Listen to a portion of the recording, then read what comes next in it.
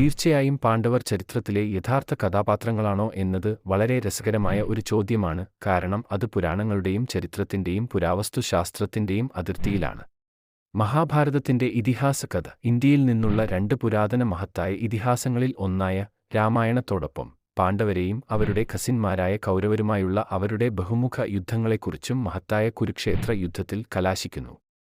എന്നിരുന്നാലും മഹാഭാരതത്തിലെ വസ്തുതകളുടെയും കഥാപാത്രങ്ങളുടെയും ചരിത്രപരമായ സ്ഥിരീകരണവുമായി ബന്ധപ്പെട്ട് പാണ്ഡവർ അത്തരം ചരിത്രപരമായ വ്യക്തിത്വങ്ങളായിരുന്നുവെന്ന് കാണിക്കാൻ വ്യക്തമായ തെളിവുകളൊന്നുമില്ല. പുരാണവും ചരിത്രപരമായ സന്ദർഭവും ചരിത്രവും ഇതിഹാസവും ധാർമ്മിക തത്വചിന്തയും ഇഴചേർന്ന ഒരു പുരാണ ഇതിഹാസമായിട്ടാണ് മഹാഭാരതം സാധാരണയായി കണക്കാക്കപ്പെടുന്നത്.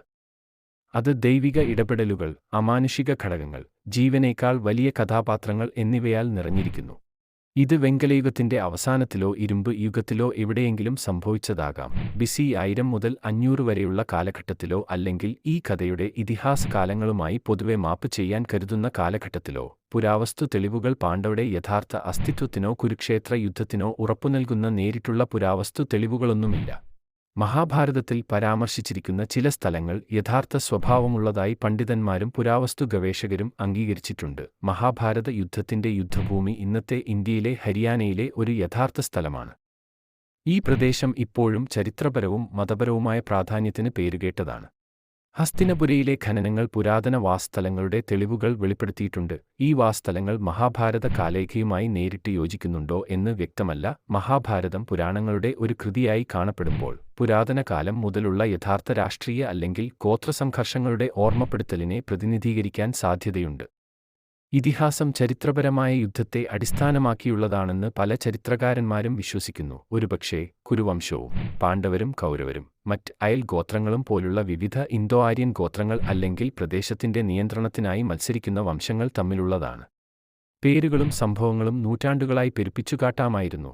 താരതമ്യേന ലളിതമായ ഗോത്രസംഘർഷത്തെ പ്രാപഞ്ചിക പ്രാധാന്യമുള്ള ഒരു ഇതിഹാസ കഥയാക്കി മാറ്റാൻ കഴിയും. ദിവ്യന്മാരും വീരന്മാരും ഋഷിമാരും പ്രധാന വേഷങ്ങൾ ചെയ്യുന്നു.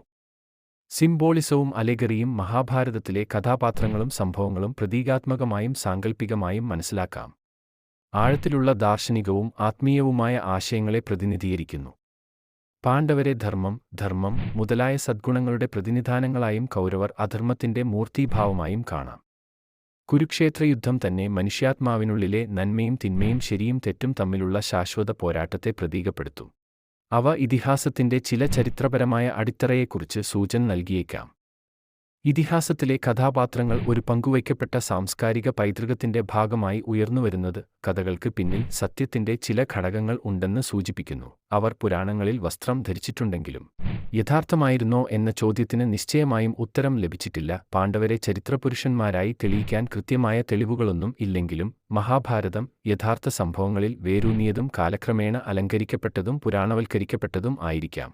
പാണ്ഡവരുടെ കഥ പല പുരാതന ഐതിഹ്യങ്ങളെയും പോലെ ചരിത്രപരമോ സാംസ്കാരികമോ ആയ വിവരണമായി മാത്രമല്ല, ധാർമ്മികവും ദാർശനികവുമായ വഴികാട്ടിയായും കടമ, നീതി, മനുഷ്യാവസ്ഥ എന്നിവയെക്കുറിച്ചുള്ള പാഠങ്ങൾ പഠിപ്പിക്കുന്നു. യഥാർത്ഥ സംഭവങ്ങളുടെ പ്രതിധ്വനികളുള്ള ഒരു പുരാതന ചരിത്ര വിവരണമായും ആഴത്തിലുള്ള ആത്മീയവും ധാർമ്മികവുമായ സത്യങ്ങൾ നൽകുന്ന കാലാതീതമായ ഇതിഹാസമായും പാണ്ഡവരുടെ കഥയെ കാണാൻ കഴിയും.